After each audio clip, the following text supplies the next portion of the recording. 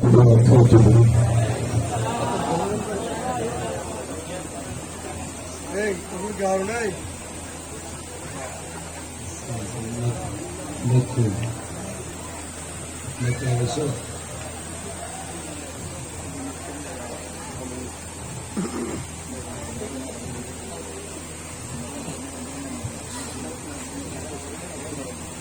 الحمد لله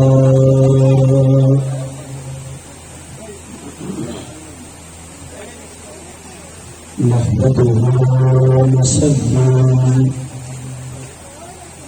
ونسلم على رسوله الكريم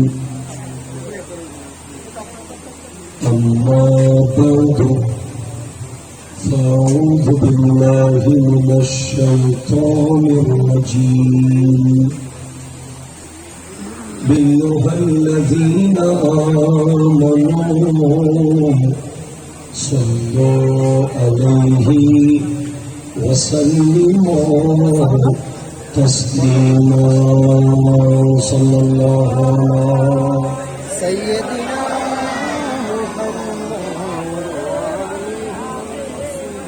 محمد اللهم صل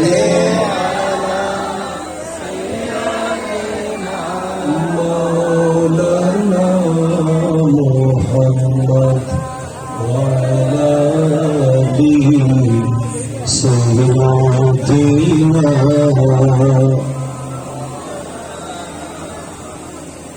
ডানে মাটি বামে মাটি মাটি হবে বিছানা উপরেতে বাঁশের ছালি সেই ঘর হবে ঠিকানা আল্লাহুম্মা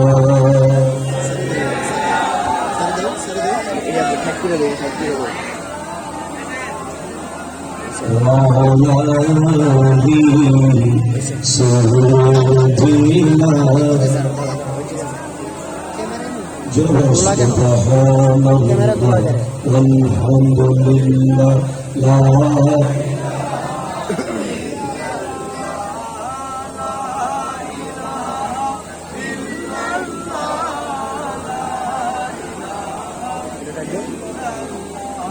سبحان الله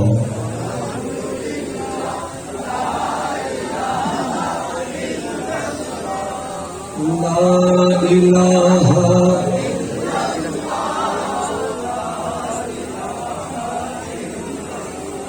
جل سبحان الله. أعوذ بالله من الشيطان الرجيم. بسم الله الرحمن الرحيم.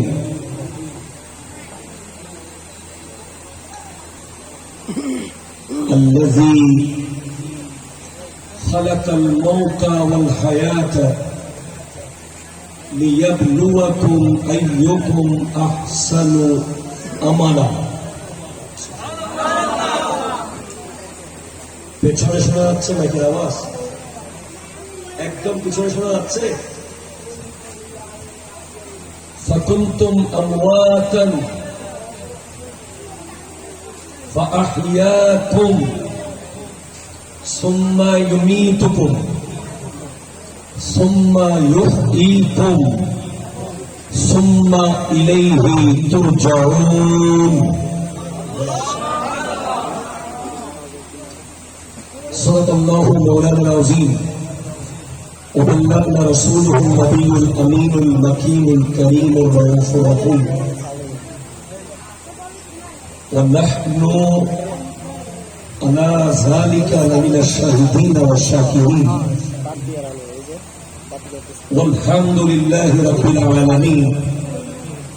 ربي صل وسلم وبارك عليه يا عربي يا قرشي يا هاشمي يا لقبي يا مكي ইয়া মাদানী, ইয়া মুত্তালাবী, সকলে একবার দেখত কণ্ঠে বলেন ইয়া রাসূলুল্লাহ। সামনে থেকে পিছে সবাই সমস্ত আওয়াজকে একসাথে করে চিৎকার দিয়ে বলুন আল্লাহু আকবার। ডান হাত তুলে বলুন আল্লাহু আকবার। ইয়া রাসূলুল্লাহ, ইয়া হাবিবাল্লাহ, ইয়া নবী আল্লাহ, ইয়া নূর আল্লাহ, ইয়া রাহমাতাল লিল আলামিন। সুবহানাল্লাহ। আমার নবীজি ইরশাদ করছেন, যারা আল্লাহর জিকির করে আর যারা আল্লাহর জিকির করে না, দুই দলের মধ্যে পার্থক্য হলো, যারা জিকির করে তারা জিন্দা, আর যারা জিকির করে না তারা যদিও দেখতে জিন্দাদের মতো হাঁটে, চলে, বলে, মূলত তারা মরা। তারা কি? সেজন্য সবাইকে জিকির করব মহব্বত। এখানে মিনিমাম 3 পেয়ার সাউন্ডের দরকার ছিল। জি ছিল কিনা? ছিল। আমাদের বিরিয়ানি খুব মজা হয়। কথাগুলো দিন থেকে কষ্ট থেকে বলতেছি, কালকে ওয়াজ করছি 5 সালে, সকাল থেকে মাদ্রাসায় ক্লাস করছি 7 ঘন্টা, এরপর এখন করছি 1 জায়গায়। মানুষের মত কিছু ওদের মরে গেলেও একটা তো আমাদের সুন্নিদের সমস্যা হলো বিরিয়ানি অনেক কম, সমস্যা না, প্যান্ডেল কি সুন্দর, পোস্টার ব্যানার সব ঠিক, সাউন্ড বক্স অনেক দূর এক লেগে গেছে। কথা বলো ঠিক কিনা বলে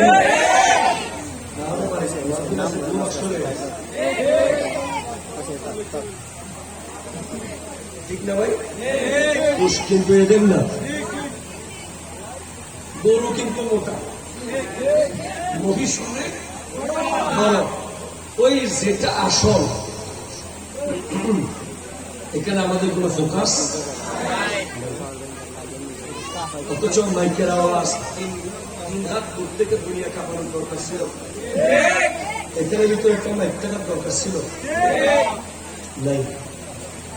আল্লাহ আমাকে জান নিয়ে যাওয়ার তৌফিক দান করুন। সবাই জিকির করি আল্লাহ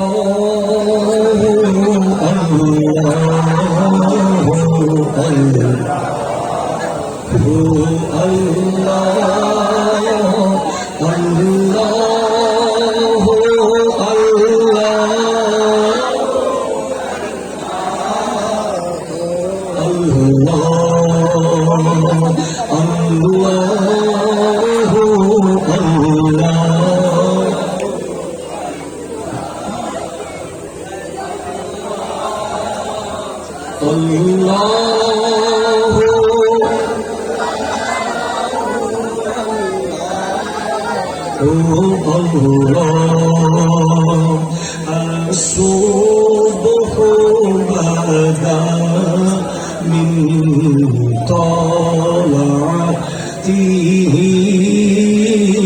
والليل هجا من طرته الله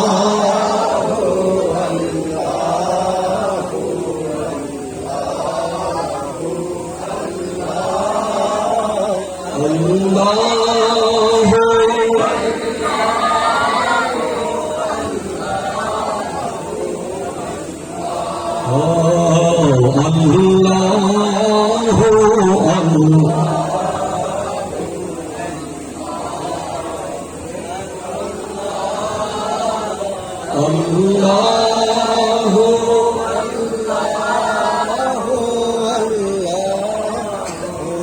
আল্লাহ কানজুল কারামি মৌলাম নিয়ামি হাদি উম্মি লিশরিআতি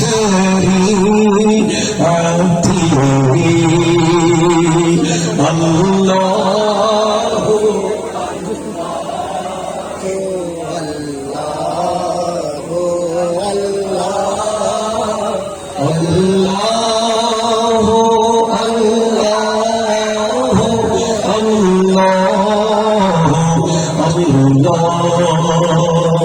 साथी शजरों ना तोकल हजरों शौकल कमरों भी इशारती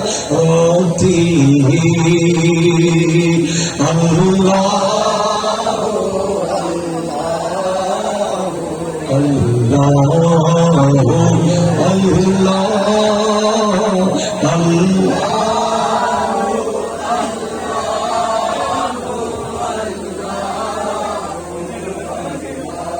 চিৎকার দিয়ে বলেন সুবহানাল্লাহ।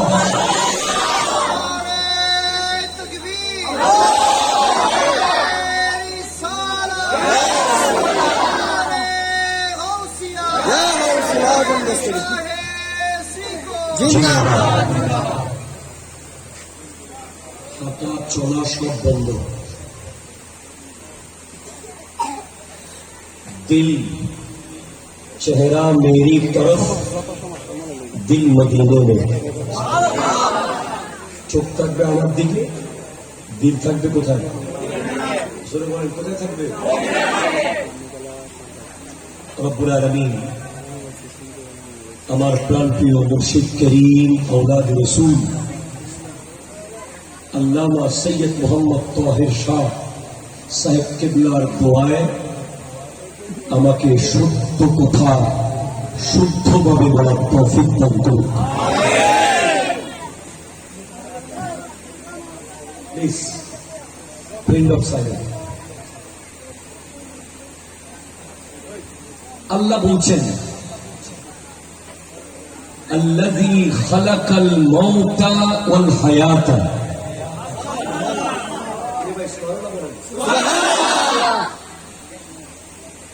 আজকে আর আগামী 1 ঘন্টায় কমে 500 বার সুবহানাল্লাহ বলুন। অসুবিধা হবে না? কি আমার প্রশংসা না আল্লাহ? কোনো অবহেলা করা যাবে না। আল্লাহ বলছেন আল্লাহ আগে বানিয়েছেন মওত। আগে কি বানিয়েছেন? মওত। পরে বানিয়েছেন হায়াত। अल्लज़ी खलक़ल मौता वल हयात, जिसने पहले मौत को बनाया फिर हयात बनाया। किस लिए? लियब्लुवकुम अय्युकुम अहसानु अमला, যাতে তিনি পরীক্ষা করতে পারে তোমাদেরকে কে নেক আমলের দিক থেকে এগিয়ে আছো। মাহফিল অনেক বড়, মানুষ অনেক, গরমও বেশি। আলোচনা যেটা হচ্ছে এটা যদি আপনি বুঝতে পারেন, আগামীকাল থেকে এই এলাকার চিত্র পাল্টে যাবে, গ্যারান্টি। লিখে নেন। এটা কোন জায়গা? চাকতায় নতুন মসজিদের এই এলাকায় পানির বাপের বাড়ি। আচ্ছা, পাল্টে যাবে। ছোটরা বড়দেরকে শ্রদ্ধা করা শুরু করবে। বড়রা ছোটদেরকে স্নেহ করা শুরু করবে, সুদ চলে যাবে, কথা জোরে বলো, কথা জোরে বলো, ঘুষ বন্ধ হয়ে যাবে, মসজিদে জায়গা হবে না, মা বাবার কদমে সন্তান ফিরে যাবে। That is the purpose of program. এই মাহফিল সাজানোর উদ্দেশ্য বিরিয়ানি খাওয়া। প্লিজ, বিরিয়ানি তুলাতলির মোড়ে আছে, 120 টাকা দিলে অনেক মজা। এত কষ্ট করে এত গরমে এই জায়গায় বসে থাকার উদ্দেশ্য বিরিয়ানি হতে পারে জীবন। আল্লাহ বলছেন আমি আগে বানিয়েছি মত, তুই ভুলেই গেলি? তোর লাইফ স্টাইল তো মনে হচ্ছে তুই কোনোদিন মরবি না। কথা বলেন না ভাই? তোর চলা ফেরা উঠা বসা দেখে মনে হচ্ছে তুই কোনোদিন মরবি না। তোকে বোধহয় কাঁধে নিতে হবে না, তোর দাফন কাফন বোধহয় হবে না, কবরে তুই যাবি না। এটা কেন মনে হচ্ছে? তুই কি জানোস না? ফাকুনতুম আমওয়াতান, আমরা সবাই ছিলাম মরা। ওই রূহ জগতে কোটি কোটি লাশ ছিল, যেখানে আমাদেরকে নিয়ে বলার মতো কোনো ইতিহাস নাই, অনেকগুলো মরা লাশ। সেখান থেকে আল্লাহ যাকে মন চেয়েছে জীবন দিয়েছে।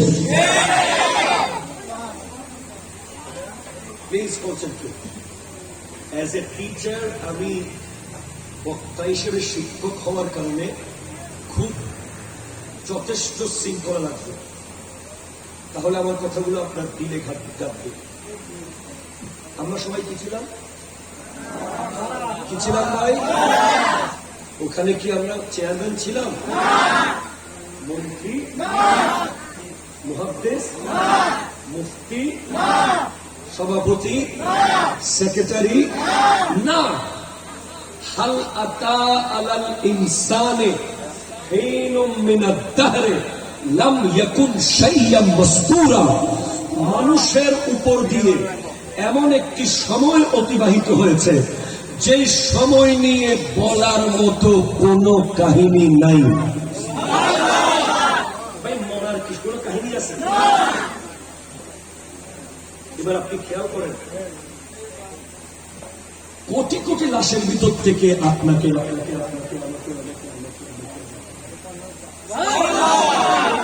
আল্লাহ জীবন দিয়েছে। এটা কোরআন, সূরা বাকারা।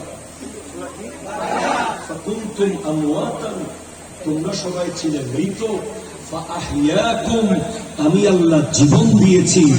জীবন দিয়েছি মানে ছেড়ে দেইনি, জীবন দিয়েছি মানে ছেড়ে দেই নাই।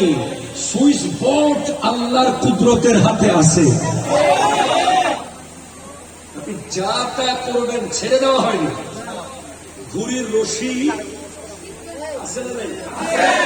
ঘুড়ি যতটুকুই যা, আমেরিকা চলে যা, রশি কিন্তু বাকুলিয়া, ঠিক কিনা বলেন? ঘুড়ি উঠতে উঠতে চতুর্থ আসমানে চলে গেলেও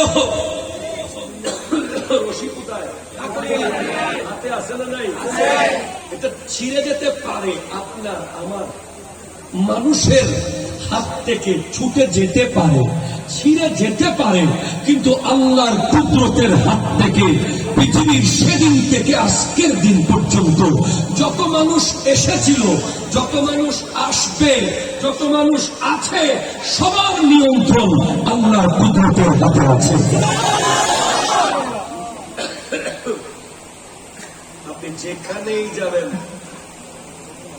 প্লিজ প্লিজ, সুলাইমান আলাইহিস সালামের এক উম্মত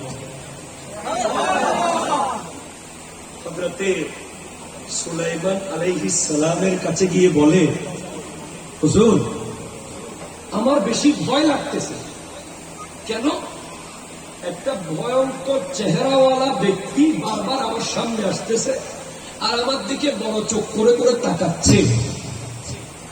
হুজুর, আপনি তো বাতাসকে কন্ট্রোল করেন।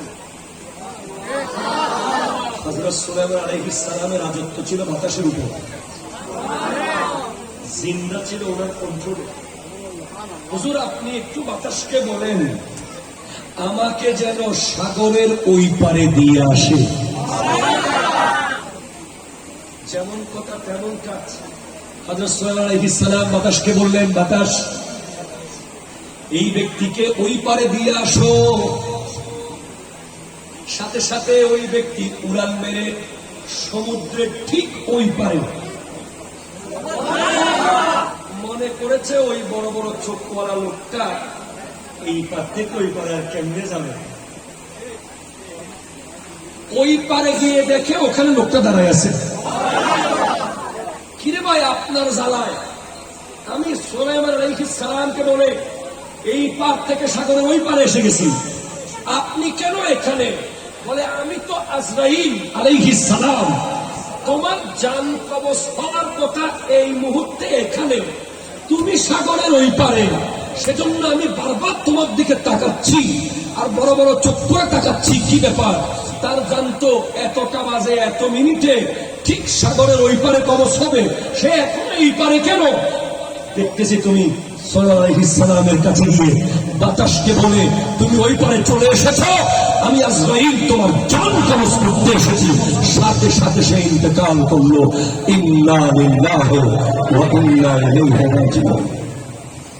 যুবক, তুমি আমেরিকান ইউরোপিয়ান স্টাইলে চুল কেটেছ, তুমি টাকা দিয়ে ছেঁড়া ছেঁড়া প্যান্ট পরো, তুমি পেনশন খাও, তুমি টিকটক করো, তুমি R15 চালানোর সময় মুরব্বীর চোখে দেখো না, তুমি তুমি তুমি তুমি যা যা করো, আমি তোমাকে বলছি, আমার নবী জান্নাতুল বকি থেকে জানাজার নামাজ শেষ করে বসলেন সাহাবাদেরকে নিয়ে, বলে, আজ আমি তোমাদেরকে বলবো কিভাবে মানুষের জান কবজ করা হয়। সেই হাদিস যখন আমার নবী বলছিলেন, সমস্ত সাহাবারা পাথর হয়ে গেছে, পাথর। সবার কাঁধের উপরে পাখি এসে এসে বসে আছে। সাহাবাদেরকে পাখিরা পাথর মনে করেছে। সাহাবারা ভয়ে এত বেশি শক্ত হয়ে গিয়েছে।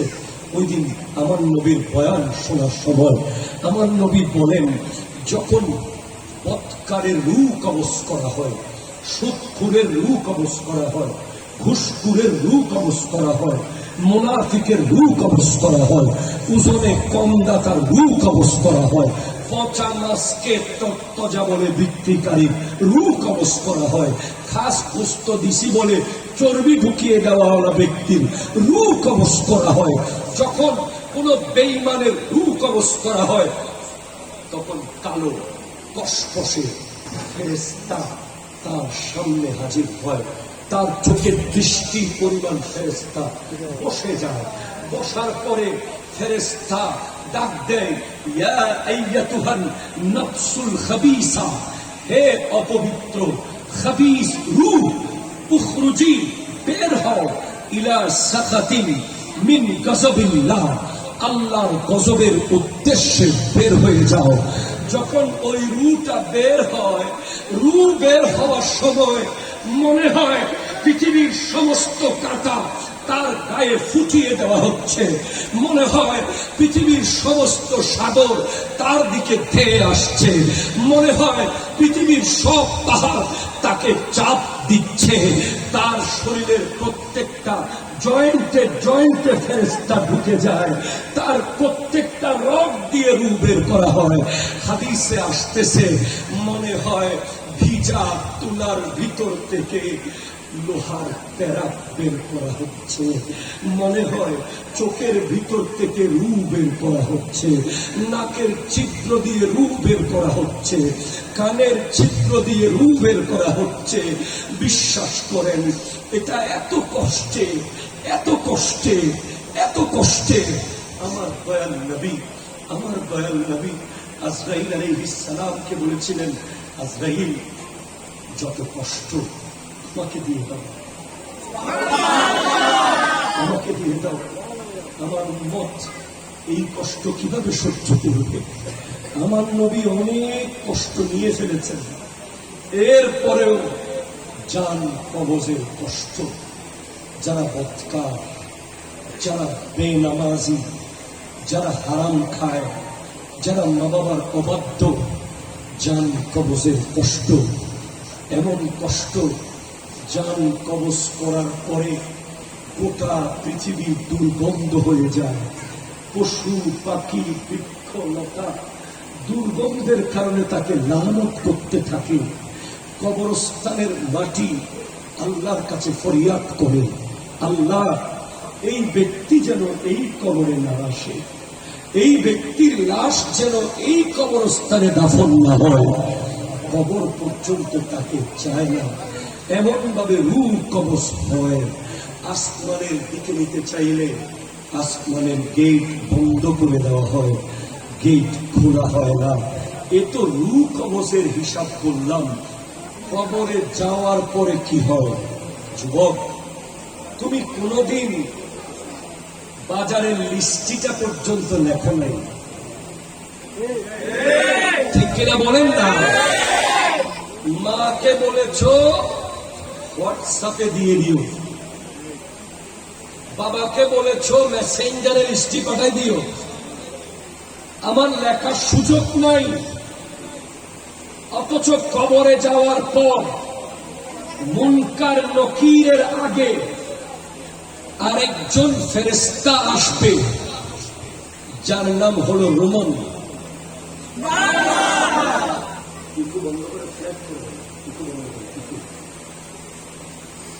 একদম ফ্ল্যাট করে ভয়েস দিয়ে দিন।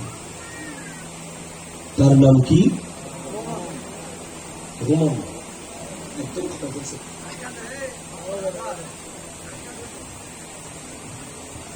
রোমন ফেরেশতা। সে কি বলবে? এগুলো জাইনুল আবেদিনের পকেটের কথা না, ইমাম গাজালির কিতাব দাকাইকুল আখবার। রোমন ফেরেশতা আপনাকে তুলে বসাবে, বলবে উক্তুব আমালাক, 60 বছর যা যা করেছো লেখো।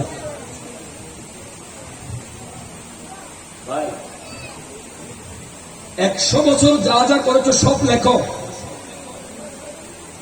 50 বছর কি কি করেছো লেখো।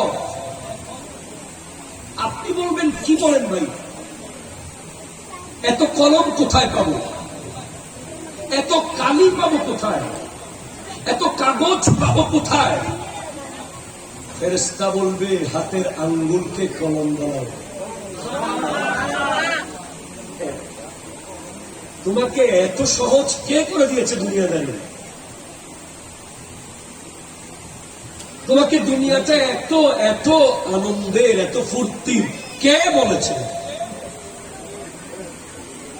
তুমি যে রাতকে রাত আড্ডায় কাটিয়ে দিচ্ছ, তুমি যে নামাজের টাইমে ফেসবুকিং করছো, তুমি যে বছরের পর বছর কোরআন শরীফ খুলে দেখো নাই কোনদিন,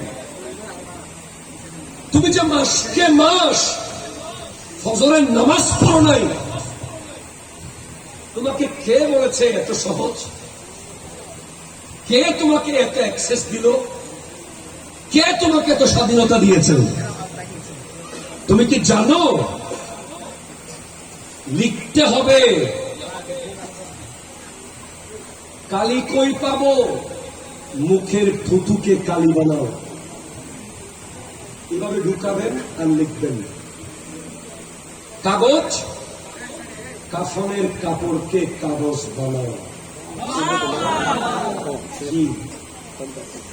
আমরা তো বিশ্বাস করেন ভাই, কবর হাসরের বিষয় আমাকে দিলে আমার আর মন চায় না বাসায় যেতে। ওদিকে ঢুকলে মন চায় কোন দিকে পালিয়ে চলে যাবে, এই বলে আছে। ওই সাইডটা এত ভয়ানক, জাস্ট নিঃশ্বাস চলে যাওয়ার পরে অধ্যায়টা এত মারাত্মক, এত সত্য, এত সুনির্দিষ্ট, এত বাস্তব, যেটাকে আমাদেরকে ভুলিয়ে রেখেছে শয়তান। ঠিক কিনা বলেন না? আপনি মাস্টার্স পাস করেছেন, অনার্স করেছেন, ম্যাট্রিক পরীক্ষায় 33-এর বেশি পান নাই, শুধু লিখতে পারেন না বলে। অথচ ব্রিলিয়েন্ট আপনি, লেখার ধৈর্য না থাকার কারণে পরীক্ষায় ভালো রেজাল্ট করতে পারেন নাই। অথচ কবরে 60 বছরের আমল লিখতে হবে নিজেকে। সুদ খেয়েছেন, কলম চলবে না, কলম আটকে যাবে। আমি হঠাৎ সুদ নিয়ে বলতেছি, আমার কেন জানি মনে হল এখানে তো কেউ সুদ খায় না। মাশাআল্লাহ, আল্লাহ আমাদেরকে রক্ষা করুক। ঘুষ খেয়েছেন, কলম চলবে না। জায়গা দখল করেছেন, কলম চলবে না। ওজনে কম দিয়েছেন, কলম আটকে যাবে। ইচ্ছে করে নামাজ পড়েন নাই, কলম আটকে যাবে কলম। বেগানা মেয়ের সাথে বিবাহ বহির্ভূত সম্পর্ক রেখেছেন, কলম আটকে যাবে। প্রচন্ড জোরে জোরে আঘাত করা হবে পাথর দিয়ে কবরে। একবার মারবে, ওটা কবর আগুন হয়ে যাবে। তারপর লিখবেন নামাজ পড়েছেন, কলম চলবে। হালাল খেয়েছেন, কলম চলবে। দু চোখ দিয়ে কোন বেগানাকে দেখেন নাই, অশ্লীল দৃশ্য কোনদিন দেখেন নাই, কলম চলবে। বাবার খিদমত করেছেন, কলম চলবে। এরপর ওই কাফনটাকে গলায় লটকিয়ে দেওয়া হবে। وَكُلَّ إِنسَانٍ أَلْزَمْنَاهُ طَائِرَهُ فِي عُنُقِهِ। প্রত্যেক মানুষের আমলনামা তার গলার মধ্যে গ্রিপ বন্দী করে রাখা হবে। এরপর আসবেন কবরে মালাকানে, বলেন মালাকানে, আসওয়াদানে, আজরাকান, দুইটা ফেরেশতা, কালো কালো চোখওয়ালা আর কালো কালো বডিওয়ালা, নীল চোখওয়ালা ফেরেশতা আপনার পাশে বসে যাবে। মান রব্বুকা, ভাই তুমি বেডরুমে কারেন্ট চলে গেলে ছটফট ছটফট করো। আমাদের ঘরের বেডরুম যেটা আছে, ওখানে যদি একটা সাপ ছেড়ে দিই, একটা সাপ, তাতে ঘুমাইতে পারবো? বলেন আপনার বেডরুমে বিছানায় দেখতেছেন একটা সাপ বসে আছে, ঘুম হবে? যতক্ষণ সাপটা মেরে ফেলতে পারবেন না, ঘুম হবে না। অন্তত বেডরুমটা তো 200 স্কোয়ার ফিট বা 150 স্কোয়ার ফিট। সাপটা এদিকে গেলে আপনি এদিকে আসতে পারবেন, সাপটা ওইদিকে গেলে আপনি ওইদিকে দৌড় দিতে পারবেন। খবর 500 স্কোয়ার ফিট। হাদিসে আছে কারো কারো কবরে 99টা সাপ থাকবে। 99 পেট দিয়ে ঢুকবে, মুখ দিয়ে বের হবে, নাক দিয়ে ঢুকবে, মুখ দিয়ে বের হবে। শরীরের প্রত্যেকটা জায়গা দিয়ে সাপ প্রবেশ করবে। ছোট্ট একটা কবর, মানুষটাই আটতেছে না, ওখানে যে 99টা সাপ থাকে, ভেবে দেখবেন। একটা গালি দিবেন, কবর একটা বিচ্ছু তৈরি হবে। হাদিস। কথায় কথায় অমুকের পোলা, কথায় কথায় সমুখের পোলা, কথায় কথায় মা ধরে গালি, কথায় কথায় বাবা ধরে গালি, একটা মুখ থেকে গালি বের হবে, কবরে একটা বিচ্ছু তৈরি হবে। এগুলো দুনিয়ার বিচ্ছু না।